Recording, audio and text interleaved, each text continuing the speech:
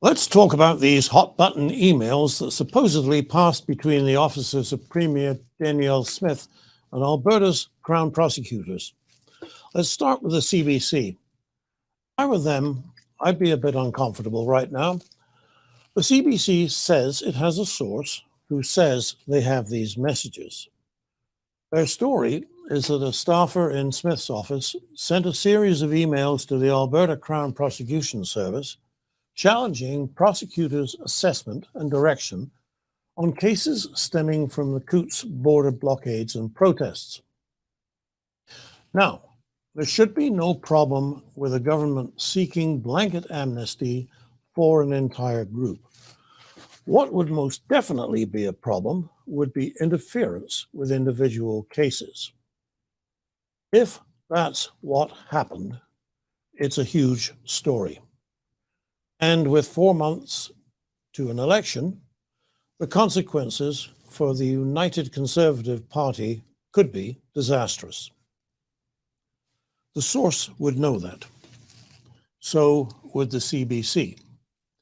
That's something to keep in mind when you're trying to figure out what's going on here. Personally, however, I think the CBC has taken a huge chance. They'd better be able to back up this story. Look, leaks are the stuff of news reporting. Heaven knows the Western Standard lives on them. During the dog days of the Kenney administration, we once got live feed from a caucus meeting. Doesn't get much leakier than that. But you have to be careful.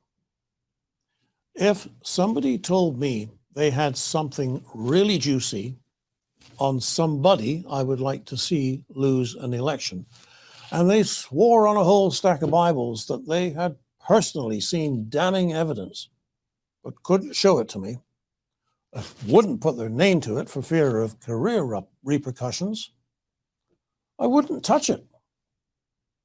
At the very least, even if I wasn't going to publish the evidence, I would want to see it. But the CBC didn't even do that. When they broke the story, we assumed they had at least been shown these emails. But it was only in a later update that the CBC specifically said they had not viewed the emails. Neither apparently has the government of Alberta. The offices of the Premier and the Justice Minister have conducted a search and say nothing came to light. 1 million emails were inspected. Meanwhile, the CBC digs in. There's an easy way to end this.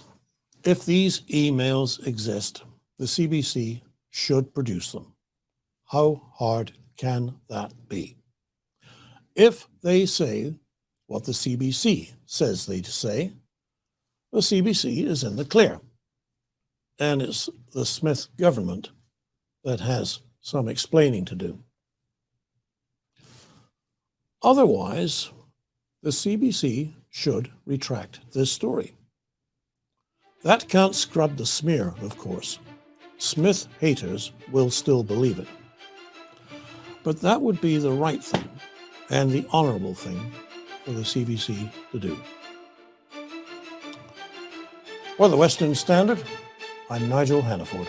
Canadian Shooting Sports Association. Without the CSSA, our gun rights would have been taken long ago. These guys are on the front lines helping to draft smart and intelligent firearms regulations and legislation in Canada, and more importantly, educating the public about how we keep guns out of the hands of the wrong people. To become a member, it's absolutely worth every penny. You can become a Western Standard member for just $10 a month or $99 a year for unlimited access.